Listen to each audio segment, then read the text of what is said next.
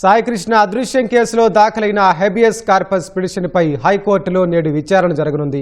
సాయికృష్ణను హాజరుపరచాలని పోలీసులను న్యాయస్థానం ఆదేశించిన నేపథ్యంలో ఏం జరుగుతుందోనని ఉత్కంఠ నెలకొంది. దీనికి సంబంధించిన మరింత సమాచారం మా ప్రతినిధి జయప్రకాష్ నుండి తెలుసుకుందాం. జయప్రకాష్, చెప్పండి, సాయికృష్ణ అదృశ్యం పిటిషన్పై ఏ సమయానికి కోర్టులో విచారణ జరగనుంది? ఈ రోజు సాయికృష్ణ కేసు కోర్టులో విచారణ జరగనుంది. సుమారు 11-11:30 గంటల సమయంలో జరిగే అవకాశాలు, అంటే నెంబర్ల ప్రకారంగా జరిగే అవకాశాలు ఉన్నాయి. అయితే ఈ కేసు కనుక మనం చూసుకున్నట్లయితే సాయికృష్ణ అదృశ్యమయ్యాడు. పోలీసులు తమ కొడుకుని మార్కాపురం నుంచి తీసుకువెళ్లారు, ఆ తర్వాత కనపడట్లేదు, ఏం చేశారోనని భయంగా ఉంది అనే ఆ ఉద్దేశంతో సాయికృష్ణ తల్లి పిటిషన్ దాఖలు చేసింది.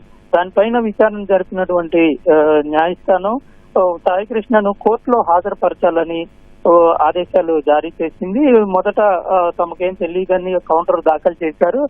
తర్వాత జరిగిన విచారణలో కూడా ఈ రోజు, అంటే ఈ 29వ తేదీన కోర్టులో హాజరుపరచాలి అని మరోసారి ఉత్తర్వులు జారీ చేసింది. ఈ రోజు విచారణకు రానుంది. మరోవైపు చూసుకున్నట్లయితే ప్రభుత్వం ఈ కేసులో సిట్ ఏర్పాటు చేసింది. సిట్ ఏర్పాటు చేసిన తర్వాత ఐజీ స్థాయి అధికారి ఆధ్వర్యంలో వేగంగా విచారణ జరిగి సాయికృష్ణ మృతి చెంది ఉంటాడు అనే ఒక అభిప్రాయానికి వచ్చింది. అది కూడా కస్టడీలో ఉండగానే మృతి చెందాడు అనేటువంటి ప్రాథమిక నిర్ధారణకు రావడంతో పాటుగా ఆ దెబ్బల వల్లే చనిపోయాడు అనేది కూడా ఒక భావిస్తున్నట్లు అందులో రిమాండ్ రిపోర్ట్ లో పేర్కొన్నారు. అటు సిఐ, ఇదే కేసులో సిఐ నాగరాజుని అరెస్ట్ చేసి ప్రస్తుతం ఆయన జ్యుడిషియల్ రిమాండ్ లో ఉన్నారు. మరోవైపు ఇటు ఆయనకు సహకరించారంటే ఒక్కడే ఈ విధంగా చేశారా, లేకపోతే ఇంకా ఎవరెవరు ఉన్నారు అనే విషయాలన్నింటిపైన ఆరా తీస్తూ పోలీసుల్ని కూడా విచారణ చేపడుతూ ఉన్నారు. ప్రాథమికంగా అయితే 2 కానిస్టేబుల్, అదే విధంగా ఒక స్నేహితుడు ఆయనకు సాయం చేశాడు అని ప్రాథమికంగా నిర్ధారించుకొని వాళ్ళని వెతికే పనిలో ఉన్నారు. స్నేహితుడిని అదుపులో తీసుకొని విచారిస్తుంది.